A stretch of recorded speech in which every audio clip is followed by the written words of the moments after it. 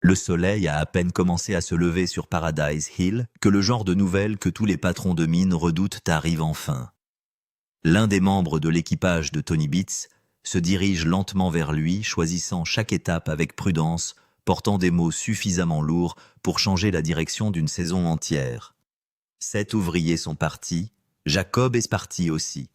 Sous le couvert de l'obscurité, ils ont emballé leurs affaires, sont montés dans leur camion et se sont rendus directement à l'exploitation de Parker Schnabel. Tout le monde sur la concession se prépare à l'explosion dont il a été témoin tant de fois auparavant, s'attendant à l'explosion légendaire du Klondike qui se répercute dans ses résidus depuis des années. Mais cette fois, quelque chose de complètement différent se produit. Tony ne lance pas d'outils dans la cour. Il ne maudit pas, ne crie pas et ne libère pas le tempérament volcanique qui est devenu presque aussi célèbre que ses totaux d'or. Au lieu de cela, il devient terriblement silencieux et d'une manière ou d'une autre, ce silence semble bien plus dangereux que n'importe quel cri. Le calme qui s'installe sur lui n'est pas une acceptation. C'est le genre de silence qui appartient à quelqu'un qui calcule des pertes trop douloureuses pour l'admettre à haute voix. 7 ouvriers ont disparu en une seule nuit. Pour une entreprise ordinaire, cela pourrait constituer un inconvénient en termes de personnel. Pour une opération d'extraction d'or massive déjà poussée à ses limites, c'est comme si quelqu'un avait arraché une partie entière de la machine alors qu'elle était encore en marche. Après avoir déjà perdu 2 précieux membres d'équipage au cours des semaines précédentes, Kevin est maintenant obligé de se demander si l'atteinte de son objectif ambitieux de 2011 pour la saison n'est pas hors de portée avant que quiconque soit prêt à l'admettre. Le messager raconte soigneusement le reste de l'histoire, comme si chaque mot pouvait déclencher une explosion. 7 travailleurs expérimentés sont partis. Jacob les accompagna. Tout le monde a choisi Parker Schnabel au lieu de rester. Tout le monde à proximité attend que Tony entre en éruption, s'attendant à ce que les tables tremblent et que les voix résonnent à travers la réclamation, mais l'éruption ne se produit jamais. Tony regarde simplement en arrière et laisse échapper une phrase si sèche qu'elle ressemble presque à une blague. Ça doit être sa brillante personnalité, marmonne-t-il, qualifiant les travailleurs qui partent de fouine incapables de supporter la pression. Il prétend même qu'ils lui ont rendu service, s'exprimant d'une voix si plate qu'elle confine à l'indifférence. Mais derrière cette réponse contrôlée se cache quelque chose de bien plus profond, car les personnes qui s'en moquent vraiment doivent rarement travailler aussi dur pour convaincre les autres qu'elles ne s'en soucient pas. Regardez attentivement l'expression de Tony et une autre histoire commence à se révéler. Celui qui vient de voir près d'un 5e de son effectif partir chez son plus grand concurrent ne hausse pas les épaules, car la perte est insignifiante. Il hausse les épaules car reconnaître à quel point la situation est dévastatrice le forcerait à faire face aux dégâts devant les travailleurs fidèles qui restent encore. Parfois, le silence devient une forme d'autodéfense, protégeant la fierté alors que rien d'autre ne le peut. Il insiste sur le fait que l'opération se poursuivra sans interruption. L'équipe de base est toujours à ses côtés, dit-il avec confiance, et ils continueront à avancer. Puis, presque dans sa barbe, vient une phrase amère qui révèle tout ce qu'il essaie de cacher. Plus de jours de congé pour les gens. Dans cette simple remarque, l'arithmétique de la saison devient soudainement douloureusement claire. 7 travailleurs expérimentés qui disparaissent du jour au lendemain ne peuvent pas être simplement remplacés par une annonce de recherche d'aide collée sur un tableau d'affichage.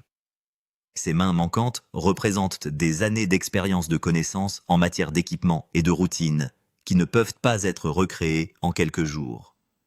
Il ne s'agit pas simplement d'un revers.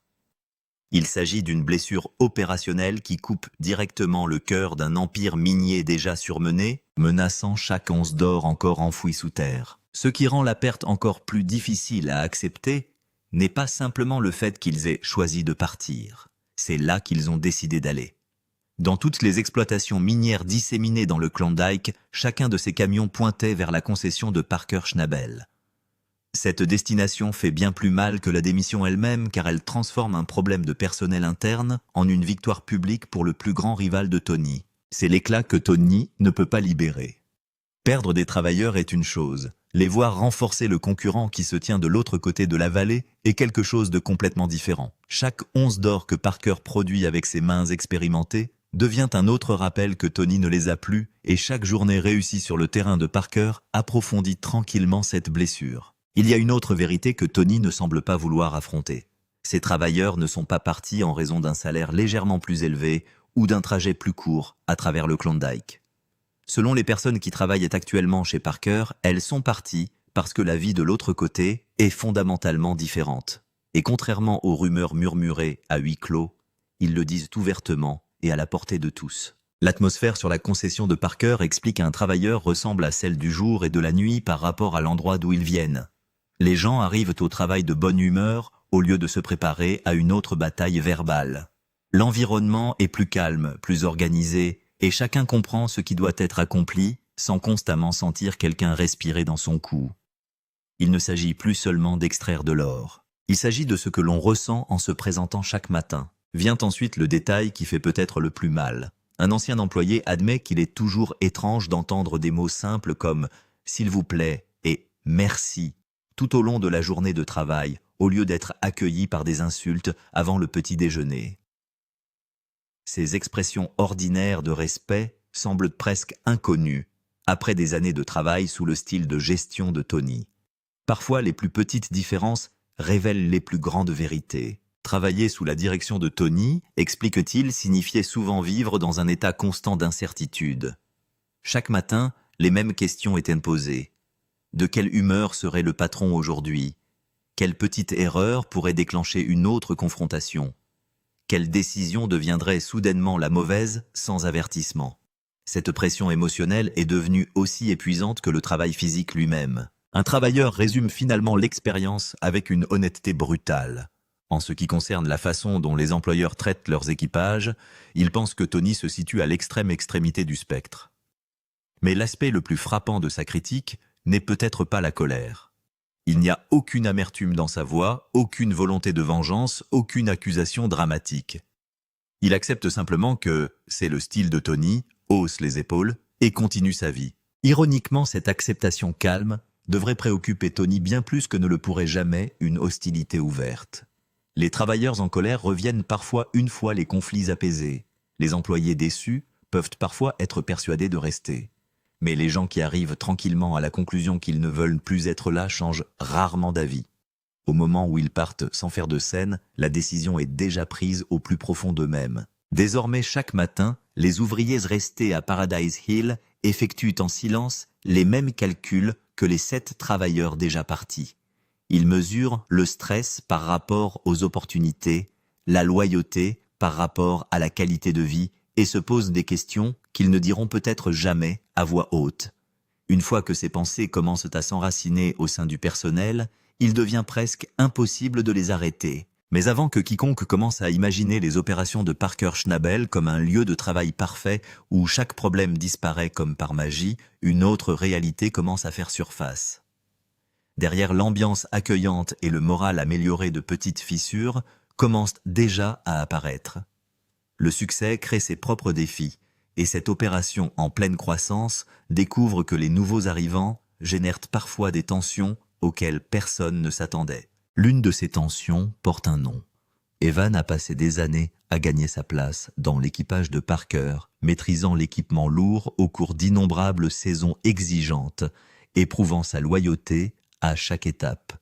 Il sait exactement comment utiliser une houe comprend le terrain et a investi des années à bâtir sa réputation. Et pourtant, il voit désormais de tout nouveaux employés, dont certains arrivant directement de la réclamation de Tony, accéder à des équipements auxquels de nombreux travailleurs de longue date n'ont toujours pas accès. La frustration commence lentement à le ronger. Les anciens combattants expérimentés restent affectés à des postes familiers, tandis que les nouveaux arrivants semblent recevoir des opportunités presque immédiatement. Evan ne comprend pas pourquoi des années de dévouement semblent moins précieuses que de nouveaux arrivants porteurs de l'expérience d'une autre opération. Pour lui, la situation semble rétrograde. Il le dit clairement, sans chercher à adoucir les mots. Regarder de nouvelles personnes arriver et faire fonctionner les machines de leur choix, tandis que des travailleurs fidèles restent coincés dans les mêmes missions, n'a aucun sens. Il connaît parfaitement la houe, mais continue de passer ses journées à gérer une usine de lavage. À ses yeux, tout cet arrangement est tout simplement absurde. Soudain, l'opération de Parker ne semble plus aussi parfaite qu'elle l'était de l'extérieur. Le ressentiment commence à couver sous la surface, s'accumulant tranquillement parmi les employés qui estiment que leur loyauté n'a pas été récompensée. L'atmosphère reste plus saine que ce que beaucoup ont connu auparavant, mais même des organisations saines peuvent développer des fractures lorsque les opportunités semblent inégalement réparties. Cela devient le fil conducteur reliant les deux empires miniers. Tony fait passer des travailleurs expérimentés par la porte d'entrée, les regardant disparaître vers son plus grand concurrent. Parker, quant à lui, risque discrètement le moral des employés de longue date en absorbant ces mêmes recrues. Ce sont exactement les 7 mêmes travailleurs qui affectent les deux opérations simultanément, mais de manière complètement différente. Alors que les deux patrons de la mine sont aux prises avec des problèmes croissants de personnel, un désastre encore plus grave se rapproche tranquillement. La crise du personnel menace la seule partie de l'empire de Tony Beats qui ne peut absolument pas se permettre l'échec. La perte de travailleurs expérimentés ne réduit pas simplement la productivité. Cela met en danger des millions de dollars d'or potentiels chaque jour où ces usines de lavage ne fonctionnent pas à pleine capacité. Pour comprendre pourquoi ces départs arrivent au pire moment possible, les chiffres racontent mieux que les émotions. Tony dit souvent que tant que l'or continue d'atterrir dans la boîte, tout le reste devient secondaire. Au fil des années, cette philosophie a permis de produire près de 16 millions de dollars d'or. À peine une semaine plus tôt, son exploitation célébrait la plus grosse pesée d'or de la saison, un chiffre incroyable de 672 onces, rappelant à tout le monde à quel point Paradise Hill peut devenir rentable lorsque tout fonctionne ensemble. Maintenant, Tony veut un autre énorme salaire avant la fin de la semaine. La responsabilité de réaliser cela incombe en grande partie au cousin Mike, dont la mission est extrêmement simple. Faites fonctionner chaque installation de lavage en permanence, car ces machines sont la seule source d'où continue de couler la richesse de la famille. Si les usines s'arrêtent, l'or s'arrête. Si l'or s'arrête, tout le reste commence rapidement à s'effondrer. Mike supervise 2 usines de lavage à l'intérieur du corner cut de 46 acres. À une extrémité se trouve l'immense usine de production, la bête de somme éprouvée responsable du traitement d'énormes volumes de saleté. À plus de 1500 pieds de là, se trouve la nouvelle usine de lavage d'un coût d'1 million de dollars, un investissement coûteux, censé augmenter la production et justifier chaque dollar dépensé pour sa construction. Ensemble, ces machines représentent le cœur battant de l'empire minier de Tony. Le timing des départs des équipages ne pourrait guère être pire. Mike se retrouve désormais à diriger une main-d'œuvre remplie de remplaçants inexpérimentés qui nécessitent une supervision et une formation constante. Il admet ouvertement que l'enseignement aux nouvelles personnes ne s'arrête jamais et que chaque heure passée à expliquer les procédures est une heure supplémentaire soustraite au maintien de la production. Le fardeau retombe directement sur ses épaules. Cette réalité explique pourquoi chaque travailleur expérimenté est si important. Les opérateurs qualifiés comprennent instinctivement l'équipement, reconnaissent les problèmes mécaniques avant qu'ils ne se transforment en panne catastrophique et maintiennent les machines coûteuses en fonctionnement avec une efficacité maximale. La perte de cette personne, qui possédait déjà ces connaissances, crée un vide qu'aucun optimisme ne peut combler immédiatement. Chaque travailleur manquant augmente les risques de panne coûteuse, de retard de production et de perte d'or. C'est le piège dans lequel toute la famille Beats se retrouve soudainement. Moins de mains expérimentées conduisent inévitablement à davantage de pannes d'équipement. De plus en plus de pannes signifie que de précieuses heures d'exploitation minière disparaissent à jamais et chaque heure perdue se traduit directement par des onces d'or qui ne pourront jamais être récupérées. À chaque problème mécanique, la pression s'accentue sur les épaules de Tony, mettant à rude épreuve le peu de patience qu'il lui reste. La saison commence à se dérouler un fil à la fois. L'entreprise de Tony se bat pour remplacer une expérience qu'elle ne peut pas récupérer facilement, tandis que l'effectif en croissance rapide de Parker découvre que la croissance crée souvent de nouveaux conflits. Les deux empires restent debout, mais aucun n'est aussi stable qu'il y paraît de loin. Et comme Paradise Hill est déjà soumise à d'énormes tensions, le véritable effondrement ne commencera peut-être pas par une dispute entre patrons, mais par la première machine qui s'arrêtera soudainement de fonctionner alors qu'il ne reste plus de mains expérimentées pour la maintenir en vie. Quelques secondes après avoir tiré pour la première fois cette saison, Mike doit tout tuer, et la raison est presque insultante, tant elle est fondamentale. Pas d'eau, aucun n'atteint le prélavage. Cela signifie que la saleté sèche s'accumule dans le trommel et remonte directement dans le convoyeur d'alimentation. Une chaîne entière de machines coûteuses qui s'étouffe avec sa propre poussière, parce que l'ingrédient dont tout dépend n'est jamais apparu. Mike commence à aboyer des ordres, essayant de convaincre quelqu'un d'ouvrir correctement le bypass et de faire fonctionner la valve. Quand ça n'avance pas assez vite, il fait ce que font tous les patrons acculés, il s'en empare lui-même. Il s'avère que le gars ne tirait pas assez fort. Et voilà, claque Mike, c'est le problème. Et voici les 7 blessures de travailleurs qui apparaissent en temps réel. Une main expérimentée connaît un prélavage à sec grâce au bruit que fait la plante avant même de reculer. Il aurait attrapé le contournement avant que la saleté ne s'accumule, mais les gens qui connaissaient ce bruit sont à 40 minutes sur la concession de Parker. Et ceux qui restent l'apprennent à leurs dépens. En brisant la machine la plus chère de la propriété, dès le premier jour, ils finissent par faire passer l'eau dans le système. Et dès qu'un problème disparaît, le suivant ouvre les yeux. La courroie se coupe parce que la saleté s'est accumulée trop haut. Il réessaye, appuyé sur l'interrupteur. Rien. Il fonctionne proprement pendant un moment, puis s'arrête sans aucune raison. Et puis Mike s'accroupit, regarde là où personne d'autre n'a pris la peine de regarder, et trouve la chose qui étouffe réellement cette plante de l'intérieur. 6. Rouleaux. Il n'y a pas assez de rouleaux dans le trommel. La ceinture les serre entre eux, et elle ne fonctionnera jamais comme ça. Ils ont besoin de 6 rouleaux. 6, sur une machine qui était censée couler de l'or à l'instant même. Pour être honnête, quelqu'un admet qu'il n'a pas vérifié. Il pensait que Len s'en était occupé. Et c'est à ce moment-là que l'air se déplace. Ne blâmons personne, dit Mike sur le ton exact d'un homme qui attribue déjà le blâme. C'est ta fête. Demandez à ces gars de mélanger les rouleaux. Puis il regarde plus fort et la situation empire. Personne n'a graissé ces choses. Pas ceux du haut. Il ne voit de graisse nulle part. Roulement supérieur, roulement inférieur. Chaque roulement que l'équipage était censé toucher. Assise au sec. Quelqu'un marmonne que c'était peut-être le travail de Len. Mike s'en fiche. Allez tout graisser. Il y a un marteau-piqueur juste là. Alors voilà. C'est ta fête, jeune homme. Et c'est ici que le titre porte enfin ses fruits. Parce que Tony est là regardant sa toute nouvelle usine qui vaut 1 million de dollars, s'étrangler à cause de rouleaux manquants et de roulements secs.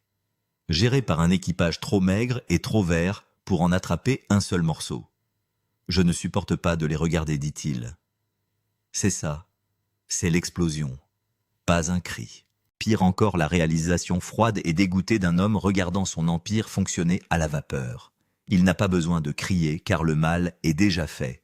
Et tout le monde là-bas sait exactement qui empêchait que cela se produise. Un roulement graissé est un travail invisible. On ne le remarque que lorsqu'il s'arrête. Et chaque roulement sec est un petit monument dédié aux 7 personnes qui ne sont plus là. C'est ce que les caméras manquent presque. Un homme qui fait une crise de colère croit toujours que la situation est réparable. Il se bat. Un homme qui reste calme et froid a déjà fait un sombre calcul et est tombé sur la réponse qu'il déteste. Tony n'est pas sans voix parce qu'il est calme. Il reste sans voix car il n'y a rien à dire que les roulements secs n'aient déjà dit pour lui. Le rugissement auquel tout le monde se préparait aurait été plus facile à regarder que celui-ci. Il est sorti pour regarder l'or couler. Au lieu de cela, il observe le coût de la perte de bonnes personnes s'accumuler en temps réel. Et il est sur le point de faire la seule chose à laquelle personne ne s'attend dans cette cour. Tony s'éloigne. Il part. C'est le mouvement. Tony se retourne et se dirige vers Indian River pour faire couler l'autre hors de la famille et il laisse le cousin Mike debout dans l'épave pour commander les rouleaux manquants et ramener seul le trommel à la vie. L'équipage ne l'habille pas. Tout cela était un cauchemar, dit l'un d'eux. Une douleur du début à la fin. Il est frustré, profondément frustré. Et ça fait encore plus mal parce qu'ils espéraient un bon départ cette saison et que Tony n'a rien fait d'autre que combattre les incendies toute l'année. Ceci n'est qu'un autre jeté sur la pile. Mike cherche la seule chose qui reste, alors que l'alternative est le désespoir.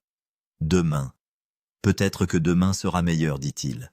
Et sinon, il y a le lendemain, et le suivant, et le suivant. Tout continue de mal se passer quoi qu'il fasse. Rien ne veut fonctionner. Et c'est là que nous laissons pour l'instant le roi du Klondike. Pas en colère, juste évidé. S'éloigner d'une machine à 1 million de dollars qui ne fonctionne pas. Il manque 7 personnes qui auraient pu le faire fonctionner. tous maintenant récupérant le chèque de paye de l'homme sur Terre à qui il aurait le moins envie de les remettre. Alors suivons ce chèque de paye. Allons voir ce que Parker fait réellement avec tout ce nouveau travail, parce qu'il est sur le point de faire un pari si gros que cela lui coûte 750 000 $ par semaine. Et cela remonte directement à ces 7 travailleurs. Voici le lien. Parker baisse les yeux et c'est bien plus qu'une semaine difficile. Il a un sérieux problème avec l'ampleur de son salaire. Et une réaction en chaîne qui en découle pourrait empoisonner non seulement cette saison, mais aussi la suivante. Il exploite le Golden Mile depuis 4 mois. 4 mois à broyer la terre la plus riche qu'il possède, et avec l'hiver qui approche, il est largement en retard. Avec plus de 300 000 verges de salaire encore dans cette coupe. S'il ne nettoie pas ses fosses, la terre reste dans le trou. Si la saleté reste dans le trou, il ne pourra pas y pénétrer avec la prochaine bouchée. Et le résultat, comme il le dit lui-même, est une montagne de douleur et de chagrin qui se dirige directement vers l'année prochaine. Maintenant, voici la partie qui relie tout cela à Tony. Chaque main supplémentaire que Parker vient d'absorber, aucun d'entre eux ne répare ce problème. Une crise salariale profonde ne peut pas être résolue par les organismes. Le problème est résolu par le temps et les machines, et Parker s'est débarrassé du premier. Les 7 travailleurs qui ont marché ont changé le nombre de personnes sur les 2 revendications, bien sûr. Mais ils n'ont pas bougé le seul numéro qui étouffe Parker en ce moment, le calendrier. Alors ils posent la seule question qui compte. Où mettre 300 000 mètres de salaire pour pouvoir enfin recommencer à creuser? Et la réponse sur laquelle il tombera va faire tressaillir toutes les personnes présentes dans cette pièce. Asseyez-vous avec ce numéro pendant 1 seconde, 300 000 mètres. Ce n'est pas un tas qu'on déplace avec une brouette et une bonne attitude. Cela fait des mois de saleté et Parker a des semaines, peut-être moins, avant que le sol ne gèle et ne décide de la question à sa place. Chaque jour où le salaire est en baisse est un jour où la prochaine bouchée ne peut pas être supprimée. Une journée qui fait avancer les ennuis dans une saison qui n'a même pas encore commencé. Il n'est pas seulement en retard, il est en retard d'une manière qui aggrave. L'arrêt. Il ferme les 2 usines de lavage, toutes les 2. Lucifer et Big Red, les 2 machines qui transforment ces saletés en argent, se sont éteintes en pleine saison minière. Exécutez ce coup et votre estomac tombe. L'obscurité des 2 usines fait perdre 3/4 millions de $ en or perdu.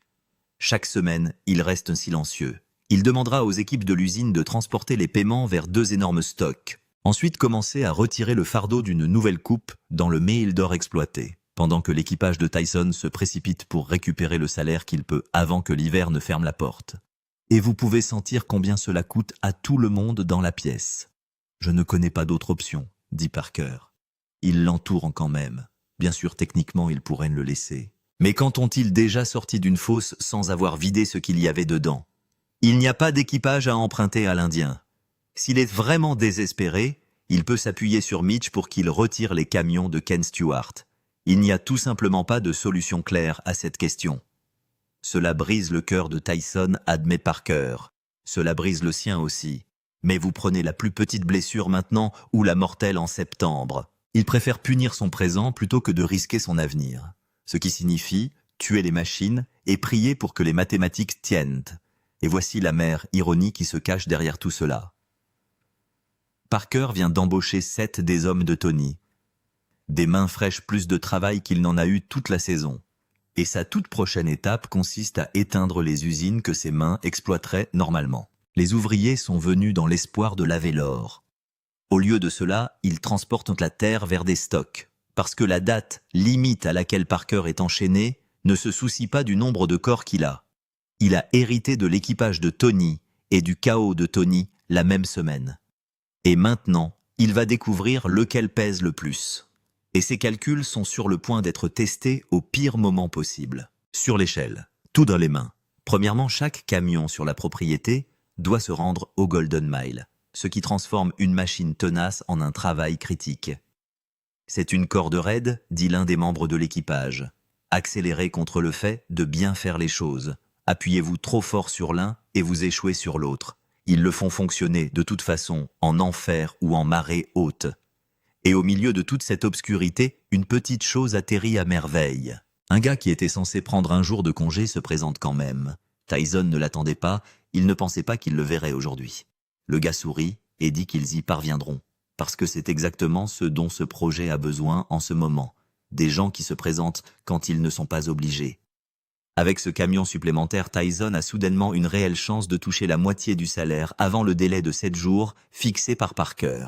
Au début de la semaine, lorsque Parker a déclaré que la moitié de cette réduction devait être supprimée, Tyson a pensé que c'était presque impossible. Le camion réécrit tranquillement les probabilités et remarquez le contraste discret que la série n'exprime jamais. Selon Tony, les gens qui n'étaient pas obligés de partir sont partis dans le noir.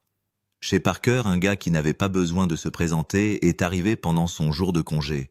C'est toute l'histoire de ces 7 travailleurs dans un seul cadre. Ils ne se sont pas contentés de déplacer les corps d'une revendication à une autre. Ils ont fait preuve du genre de loyauté qui décide si une date limite est respectée ou manquée. Parker mise tout son pari là-dessus. Mais tout le monde dans ce groupe sait ce qui va arriver. C'est la plus grosse somme de salaire qu'ils aient jamais accumulée. Et ils ne l'ont jamais fait comme ça. Le timing est pourri.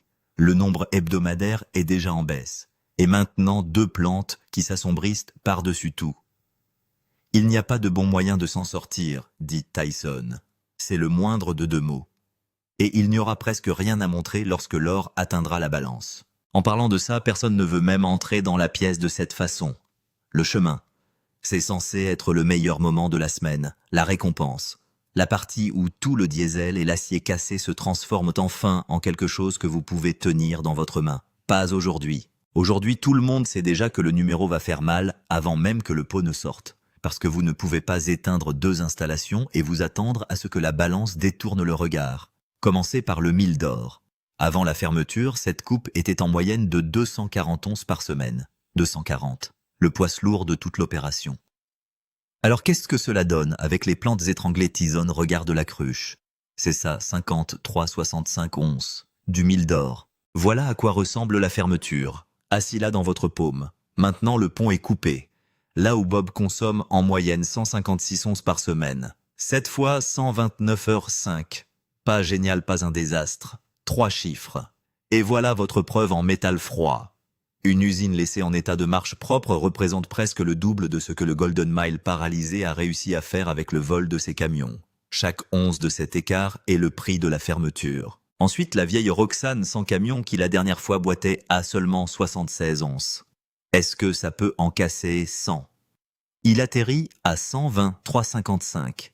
Pour le sol sablonneux qu'il mâche, c'est une véritable surprise. Le seul point positif, en quelque sorte entièrement construit à partir de mauvaises nouvelles. Et voici le coup de poing qui se cache dans ces 3 chiffres. Chacun d'eux est plus petit qu'il ne devrait l'être. Et tout le monde remonte à un choix que Parker n'a dû faire qu'à cause du chaos de ces dernières semaines. Les équipages se sont mélangés, les camions empruntés, les plantes s'assombrissent pour nourrir le butin. C'est ce que coûte le déménagement mesuré en or que vous pouvez détenir. La perte de Tony s'est manifestée par une plante morte et un regard froid. Parker s'apparaît ici sur la balance en onces qui ne sont jamais arrivées dans le pichet. Et maintenant, le total. Préparez-vous à cela, revenir en arrière. La semaine dernière, Parker a extrait 433,4 onces.